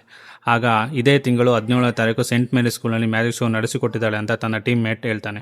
ಆಗ ಅರುಣ್, ಆದರೆ ಇವತ್ತು 19ನೇ ತಾರೀಕು, ಅಲ್ಲಿಗೆ ಮ್ಯಾಜಿಕ್ ಶೋ ನಡೆದು 2 ದಿನ, ಆ ಸೀರಿಯಲ್ ಕಿಲ್ಲರ್ ಪ್ಯಾಟರ್ನ್ ಪ್ರಕಾರ ಕಿಡ್ನ್ಯಾಪ್ ಮಾಡೋ ದಿನ. ಆಗ ತಕ್ಷಣ ಅರುಣ್ ಆ ಸ್ಕೂಲ್ ಅಡ್ರೆಸ್ ತೊಗೊಂಡು ಇಮಿಡಿಯೇಟಾಗಿ ಹೋಗಿ ಆ ಮ್ಯಾಜಿಕ್ ಶೋ ವಿಡಿಯೋ ನೋಡಿ ಅದರಲ್ಲಿ ಸ್ಟೇಜ್ ಮೇಲೆ ಕರೆದಿದ್ದ ಹುಡುಗಿ ಹೆಸರು ಸಂಜನಾ ಅಂತ ಅಲ್ಲಿನ ಪ್ರಿನ್ಸಿಪಲಿಂದ ತಿಳ್ಕೊಂಡು ಅವರ ಕ್ಲಾಸ್ ರೂಮ್ಗೆ ಹೋಗಿ ಒಂದು ಅವೇರ್ನೆಸ್ ಕೊಡೋಕ್ಕೆ ಬಂದಿದ್ದೀನಿ ಅಂತ ಹೇಳಿ, ನಮ್ಮ ಸುತ್ತಮುತ್ತ ಒಳ್ಳೆಯವ್ರ ಥರ ಇರೋರೆಲ್ಲ ಒಳ್ಳೆಯವರಾಗಿರಲ್ಲ, ಸಮಸ್ಯೆ ಮನೆ ಅಥವಾ ಹೊರಗಡೆ ಎಲ್ಲಿಂದ ಬೇಕಾದರೂ ಬರ್ಬೋದು, ನಿಮಗೆ ಆ ರೀತಿ ಏನಾದರೂ ಸಮಸ್ಯೆ ಕಂಡು ಬಂತು ಅಂದರೆ ನಾನು ಹೇಳೋ 5 ವಿಷಯಗಳನ್ನ ಗಮನ ಇಟ್ಟು ಕೇಳಿ ಅಂತ ಹೇಳಿ, ಮೊದಲನೇದು ಭಯ ಪಡಬೇಡಿ, ಭಯನೇ ನಮ್ಮ ಮೊದಲನೇ ಶತ್ರು, ಭಯ ನಮ್ಮನ್ನು ದೈಹಿಕವಾಗಿ ಮಾನಸಿಕವಾಗಿ ಕುಗ್ಗಿಸಿಬಿಡುತ್ತೆ. 2ನೇದು ಸಿಚುಯೇಷನ್ನ ಫೇಸ್ ಮಾಡಿ, ನಿಮ್ಮನ್ನು ಎದುರಿಸೋಕ್ಕೆ ಪ್ರಯತ್ನ ಪಡೋರ ಹತ್ರ ನೀವು ಧೈರ್ಯವಾಗಿದ್ದೀರಾ ಅನ್ನೋದು ತೋರಿಸಿ. 3ನೇದು ಸಿಚುಯೇಷನ್ ಹೇಗೆ ಇರಲಿ ಅಲ್ಲಿಂದ ಎಸ್ಕೇಪ್ ಆಗೋ ಎಲ್ಲ ಪ್ರಯತ್ನ ಮಾಡಿ. 4ನೇದು ಯಾರಿಗಾದರೂ ಇಮಿಡಿಯೇಟಾಗಿ ಇನ್ಫಾರ್ಮೇಷನ್ ಕೊಡೋ ಪ್ರಯತ್ನ ಮಾಡಿ. 5ನೇದು ಅದು ಯಾವುದೂ ವರ್ಕ್ ಆಗಿಲ್ಲ ಅಂದರೆ ನಿಮ್ಮ ಶಕ್ತಿ ಮೀರಿ ಎದುರೊಳೆ ಮೇಲೆ ಅಟ್ಯಾಕ್ ಮಾಡಿ, ಕಾನ್ಫಿಡೆಂಟ್ ಆಗಿ ಸಿಚುಯೇಷನ್ ಹ್ಯಾಂಡಲ್ ಮಾಡಿ. ನಿಮ್ಮ ಸೇಫ್ಟಿಗೋಸ್ಕರನೇ ಪೊಲೀಸ್ನವ್ರು ಇರೋದು ಅಂತ ಹೇಳಿ ತನ್ನ ನಂಬರ್ನ ಬೋರ್ಡ್ ಮೇಲೆ ಬರೆದು ಅವರ ಮೊಬೈಲಲ್ಲಿ ಸೇವ್ ಮಾಡ್ಕೊಳ್ಳೋಕೆ ಹೇಳಿ ಸ್ಪೆಷಲಿ ಸಂಜನಾ ಹತ್ರ ಹೋಗಿ ತಾನೇ ಖುದ್ದಾಗಿ ಅವಳ ಮೊಬೈಲಲ್ಲಿ ಸೇವ್ ಮಾಡಿ ಅವಳನ್ನ ನಂಬರ್ನ ತಗೋತಾನೆ. ಈಗ ಅರುಣ್ಗೆ ಇರೋದು ಒಂದೇ ದಾರಿ, ಈ ಹುಡುಗಿನ ಫಾಲೋ ಮಾಡಿದ್ರೆ ಇವತ್ತು ಕಿಲ್ಲರ್ ಸಿಗ್ತಾಳೆ ಅಂತ. ಸ್ಕೂಲ್ ಬಿಟ್ಟ ಮೇಲೆ ಸಂಜನಾನ ತನ್ನ ಟೀಮ್ ಜೊತೆ ಫಾಲೋ ಮಾಡ್ತಾನೆ. ಸಂಜನಾ ಅವಳ ಮನೆ ರೋಡಲ್ಲಿ ನಡ್ಕೊಂಡು ಹೋಗಬೇಕಾದ್ರೆ ಇವರು ದೂರದಿಂದ ಬೇರೆ ವ್ಯಾನಲ್ಲಿ ಕೂತು ವಾಚ್ ಮಾಡ್ತಿರ್ತಾರೆ. ಅವರು ಗೆಸ್ ಮಾಡಿದಾಗೆ ಒಂದು ವ್ಯಾನ್ ಬರುತ್ತೆ, ಆ ವ್ಯಾನ್ ನಿಲ್ಲಿಸಿ ಸಂಜನಾನ ಮಾತಾಡಿಸ್ತಾ ಇರೋದು ಕಾಣುತ್ತೆ. ಗನ್ ಲೋಡ್ ಮಾಡಿ ರೆಡಿ ಆಗಬೇಕು ಅನ್ನೋಷ್ಟರಲ್ಲಿ ಅಡ್ಡಕ್ಕೆ ಒಂದು ಟ್ರಕ್ ಬಂದುಬಿಡುತ್ತೆ. ಇಮಿಡಿಯೇಟಾಗಿ ಓಡಿ ಹೋಗಿ ನೋಡಿದರೆ ಅಲ್ಲಿ ಸಂಜನಾನೂ ಇಲ್ಲ, ವ್ಯಾನೂ ಇಲ್ಲ. ಈಗ ಸಂಜನಾ ಮನೆಗೆ ಹೋಗಿ ಬಾಗಿಲು ತಟ್ಟಿದ್ರೆ ಬಾಗಿಲು ತೆಗಿತಾಳೆ ಸಂಜನಾ. ನಿನ್ನ ಹತ್ರ ವ್ಯಾನಲ್ಲಿ ಬಂದವರು ಏನು ಮಾತಾಡಿದ್ರು ಅಂತ ಕೇಳಿದಾಗ ನೀವು ಯಾರು ಸರ್ ಅಂತ ಕೇಳ್ತಾಳೆ. ಆಗ ಅರುಣ್, ನಾನಮ್ಮ ನಿಮ್ಮ ಕ್ಲಾಸ್ಗೆ ಬಂದು ನಂಬರ್ ಕೊಟ್ಟಿದ್ದಲ್ಲ ಅಂದಾಗ, ಸಾರಿ ಸರ್, ನೀವು ನಮ್ಮ ಅಕ್ಕನ ಕ್ಲಾಸ್ಗೆ ಹೋಗಿದ್ದೀರಾ ಅನಿಸುತ್ತೆ, ನಾವಿಬ್ಬರು ಟ್ವಿನ್ಸ್, ನನ್ನ ಹೆಸರು ಸಂಗೀತ, ಅವಳ ಹೆಸರು ಸಂಜನಾ ಅಂತ ಹೇಳ್ತಾಳೆ. ಹಾಗಿದ್ರೆ ಸಂಜನಾ ಎಲ್ಲಿದ್ದಾಳೆ ಅಂತ ಕೇಳಿದರೆ ಅವಳು ಮ್ಯೂಸಿಕ್ ಕ್ಲಾಸ್ಗೆ ಹೋಗಿದ್ದಾಳೆ ಅಂತ ಹೇಳ್ತಾಳೆ. ತಕ್ಷಣ ಮ್ಯೂಸಿಕ್ ಕ್ಲಾಸ್ ಅಡ್ರೆಸ್ ತೊಗೊಂಡು ಹೋದರೆ ಈಗಾಗಲೇ ಕಿಲ್ಲರ್ ಅಲ್ಲಿಂದ ಸಂಜನಾನ ಪಿಕ್ ಮಾಡಿ ಗಿಫ್ಟ್ ಬಾಕ್ಸ್ನ ಇಟ್ಟು ಹೋಗಿದ್ದಾಳೆ. ಕಿಲ್ಲರ್ ಮೆಜಿಷಿಯನ್ ಸಂಜನಾನ ಪ್ರಜ್ಞೆ ತಪ್ಪಿಸಿ ವ್ಯಾನ್ನಲ್ಲಿ ಕರ್ಕೊಂಡು ಹೋಗ್ತಾ ಇದ್ದಾಳೆ. ಅರುಣ್ ಸಂಜನಾ ನಂಬರ್ನ ಯೂಸ್ ಮಾಡಿ ಲೊಕೇಶನ್ ಟ್ರೇಸ್ ಮಾಡಿಸಿ ಆ ಲೊಕೇಶನ್ಗೆ ಹೋಗ್ತಾ ಇರಬೇಕಾದ್ರೆ ಒಂದು ಕಡೆ ನೆಟ್ವರ್ಕ್ ಕಟ್ ಆಗುತ್ತೆ. ಈ ಕಡೆ ಸಂಜನಾನ ಚೇರ್ ಮೇಲೆ ಕೂರಿಸಿ ಮ್ಯೂಸಿಕ್ನ ಬಾರಿಸ್ತಿದ್ದಾಳೆ. ಸಂಜನಾಗೆ ಪ್ರಜ್ಞೆ ಬಂದು, ಮ್ಯಾಮ್ ನಾವು ಎಲ್ಲಿದ್ದೇವೆ, ಮನೇಲಿ ಗಾಬರಿ ಆಗ್ತಾರೆ, ನಾನು ಹೋಗಬೇಕು, ಈ ಜಾಗ ವಿಚಿತ್ರವಾಗಿದೆ, ನನಗೆ ಭಯ ಆಗ್ತಿದೆ ಅಂತ ಹೇಳಿದರೆ ಅವಳು ಏನು ಆನ್ಸರ್ ಮಾಡಲ್ಲ, ಹಾಗೆ ಮ್ಯೂಸಿಕ್ನ ಬಾರಿಸ್ತಿದ್ದಾಳೆ. ಈಗ ಸಂಜನಾ ನಾನು ವಾಶ್ರೂಮ್ಗೆ ಹೋಗಬೇಕು ಅಂತಾಳೆ. ಆಗ ಆ ಕಡೆ ಹೋಗು ಅಂತ ಸನ್ನೆ ಮಾಡ್ತಾಳೆ. ಒಂದು ಕಡೆ ಅರುಣ್ ಆ ಲೊಕೇಶನ್ ಟ್ರೇಸ್ ಮಾಡ್ಕೊಂಡು ಬರ್ತಾ ಇದ್ದಾನೆ. ಸಂಜನಾ ವಾಶ್ರೂಮ್ಗೆ ಹೋದರೆ ವಾಶ್ರೂಮ್ ಗಲೀಜಾಗಿದೆ, ಜೇಡರ ಬಲೆ ಹಾಗೆ ಇದ್ದಾವೆ, ತಲೆ ಇಲ್ಲದ 3 ಗೊಂಬೆಗಳಿದ್ದಾವೆ, ಚಾಕು ಮಚ್ಚುಗಳು ಕೂದುಗಳು ಬಿದ್ದಿರೋದು, ಅಲ್ಲಲ್ಲೇ ರಕ್ತದ ಕಲೆ ಇದ್ದನ್ನೆಲ್ಲ ನೋಡಿ ಸಂಜನಾಗೆ ತುಂಬ ಭಯ ಆಗುತ್ತೆ. ತಕ್ಷಣ ತನ್ನ ಕ್ಲಾಸ್ಗೆ ಬಂದಿದ್ದ ಅರುಣ್ ನಂಬರ್ಗೆ ಕಾಲ್ ಮಾಡೋಣ ಅಂತ ಮೊಬೈಲ್ ಎತ್ಕೊಂಡ್ರೆ ಮೊಬೈಲಲ್ಲಿ ಸಿಗ್ನಲ್ ಇಲ್ಲ. ಕಿಲ್ಲರ್ಗೆ ಸಂಜನಾ ಡೌಟ್ ಬಂದಿದೆ ಅಂತ ಗೊತ್ತಾಗಿ ಇಣಿಕಿ ನೋಡ್ತಾಳೆ. ಸಂಜನಾ ನೋಡ್ತಿದ್ದಂತೆ ಇಮಿಡಿಯೇಟ್ ಆಗಿ ಡೋರ್ ಕ್ಲೋಸ್ ಮಾಡಿ ಲಾಕ್ ಹಾಕೊಂಡ್ಬಿಡ್ತಾಳೆ. ಮೊಬೈಲಲ್ಲಿ ಹೇಗೋ ಒಂದು ಪಾಯಿಂಟ್ ಸಿಗ್ನಲ್ ಸಿಗುತ್ತೆ. ತಕ್ಷಣ ಅರುಣ್ ನಂಬರ್ಗೆ ಕಾಲ್ ಮಾಡಿ, ನಾನು ಒಂದು ವಾಶ್ರೂಮಲ್ಲಿ ಸ್ಟ್ರಕ್ ಆಗಿದ್ದೀನಿ ಸರ್, ಇಲ್ಲೇನೋ ನಡೀತಿದೆ, ನನಗೆ ಭಯ ಆಗ್ತಿದೆ ಅಂದಾಗ ಅರುಣ್ ಎದುರ್ಕೋಬೇಡಮ್ಮ, ನಾನು ನಿನ್ನ ಹತ್ರದಲ್ಲೇ ಇದ್ದೀನಿ, ನೀನು ಇರೋ ಜಾಗಕ್ಕೆ ಬರ್ತೀನಿ, ಅಲ್ಲಿವರೆಗೂ ನಿನ್ನ ಕೈಲಾಗೋ ಪ್ರಯತ್ನ ಎಲ್ಲ ಮಾಡ್ತಿರೋ ಅಂತಾನೆ. ಕಿಲ್ಲರ್ ಗ್ಲಾಸ್ ಹೊಡೆದು ಲಾಕ್ ತೆಗಿಯೋಕೆ ಪ್ರಯತ್ನ ಮಾಡ್ತಿದ್ದಾಳೆ. ತಕ್ಷಣ ಸಂಜನಾ ಮೇಲ್ಗಡೆ ಕಿಟಕಿ ಗ್ಲಾಸ್ ಹೊಡೆದು ಹೇಗೋ ಹತ್ತಿ ಇನ್ನೇನು ಅವಳು ಒಳಗಡೆ ಬಂದು ಇವಳನ್ನು ಹಿಡಿಬೇಕು ಅನ್ನೋಷ್ಟರಲ್ಲಿ ಆಚೆ ಧುಮುಕ್ಬಿಡ್ತಾಳೆ. ಆದರೆ ಈ ರೂಮ್ ಇರೋದು ಅಂಡರ್ ಗ್ರೌಂಡ್ ಅಲ್ಲಿ. ಸಂಜನಾ ಅಲ್ಲಿಂದ ಧುಮುಕಿ ಓಡಿ ಹೋದ್ರು ಎಲ್ಲಿಂದ ಎಲ್ಲಿಗೆ ನುಗ್ಗಿ ಬಂದ್ರು ಸುತ್ತಿ ಬಳಸಿ ವಾಪಸ್ ಅದೇ ರೂಮ್ಗೆ ಬರ್ತಾಳೆ. ಅಷ್ಟೊತ್ತಿಗೆ ಅರುಣ್ ಅದೇ ಬಿಲ್ಡಿಂಗ್ ಹತ್ರ ಬರ್ತಾನೆ. ಅರುಣ್ ಮೈನ್ ಡೋರ್ಗೆ ಒಂದು ಲಾಕ್ನ ಬುಲೆಟ್ ಇಂದ ಹೊಡೆದು ಒಳಗಡೆ ಬರ್ತಾನೆ. ಈ ಕಡೆ ಸಂಜನಾ ಕಿಲ್ಲರ್ಗೆ ಸಿಕ್ಕಾಕೊಂಡು ಬಿಡ್ತಾಳೆ. ಅರುಣ್ ಮನೆ ಒಳಗಡೆ ಬಂದರೆ ಮನೆ ನಾರ್ಮಲ್ ಆಗಿದೆ.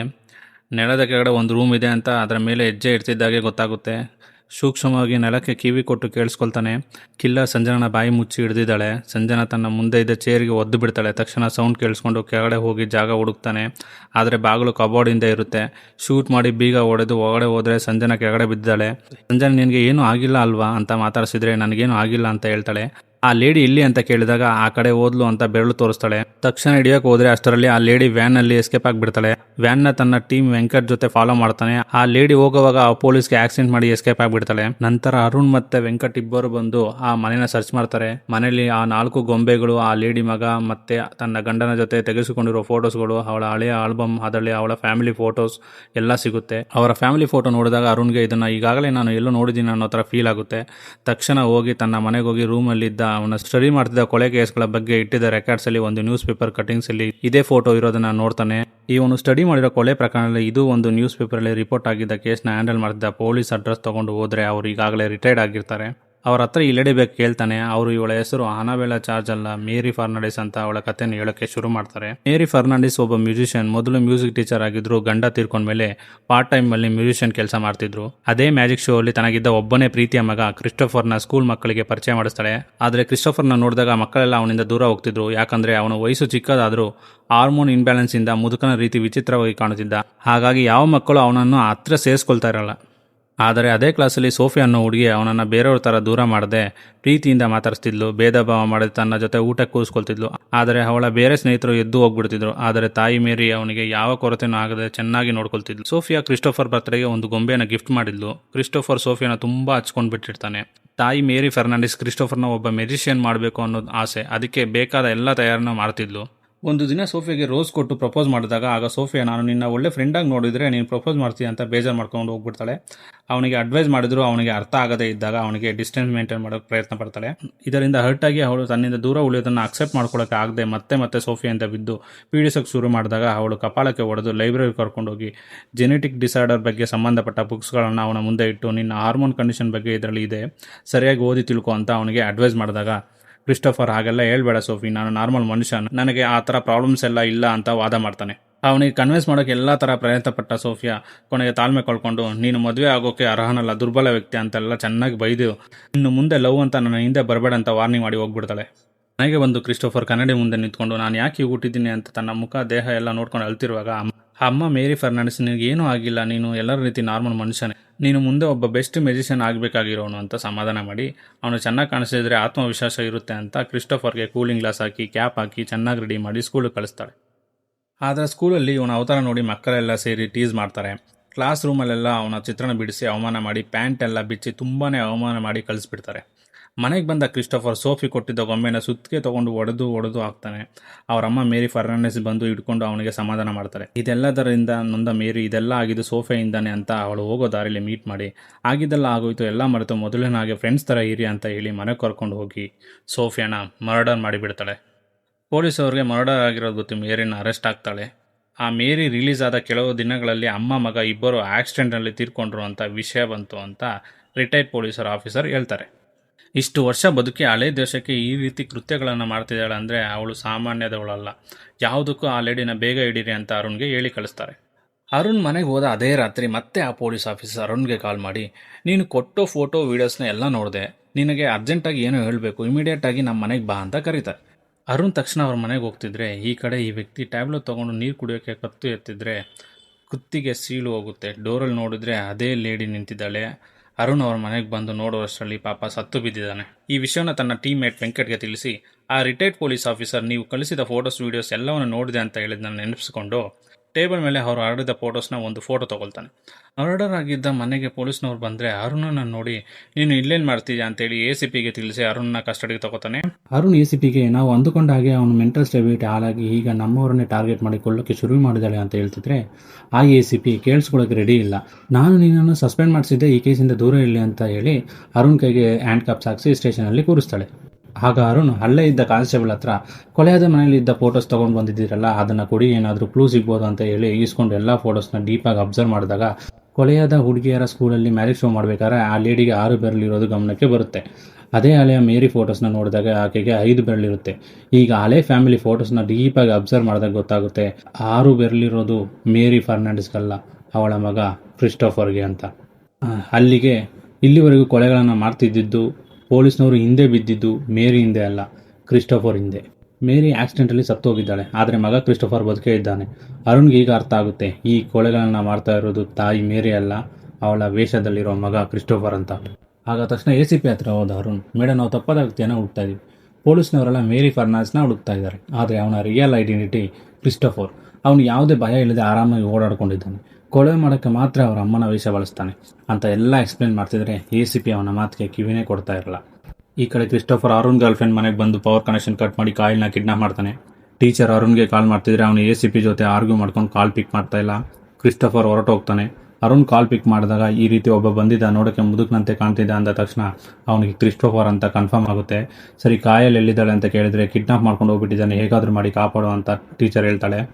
ಈ ಕಡೆ ಅರುಣ್ ಕೊಲಿಗ್ ವೆಂಕಟ್ ರಸ್ತೆಯಲ್ಲಿ ಹೋಗ್ಬೇಕಾದ್ರೆ ಒಂದು ವ್ಯಾನ್ ವೀಲ್ ಲೂಸ್ ಆಗಿರೋದನ್ನ ಗಮನಿಸಿ ವ್ಯಾನ್ ಅವನಿಗೆ ಲೂಸ್ ಆಗಿದೆ ನೋಡಿ ಅಂತ ಹೇಳ್ತಿದ್ದಾನೆ. ಒಳಗೆ ಕುಳಿತಿರೋದು ಬೇರೆ ಯಾರೋ ಅಲ್ಲ, ಕ್ರಿಸ್ಟೋಫರ್. ಅವನು ಆಚೆ ಬಂದು ವೀಲ್ ಟೈಟ್ ಮಾಡಬೇಕಾದ್ರೆ ಅರುಣ್ ಕಾಲ್ ಮಾಡಿ, ನಾವು ಹುಡುಕ್ಬೇಕಾಗಿರೋದು ಮೇರಿ ಫರ್ನಾಂಡಿಸ್ ಅಲ್ಲ, ಕ್ರಿಸ್ಟೋಫರ್ನ. ನಾವು ತಪ್ಪಾದ ವ್ಯಕ್ತಿಯನ್ನು ಹುಡುಕ್ತಾ ಇದ್ದೀವಿ.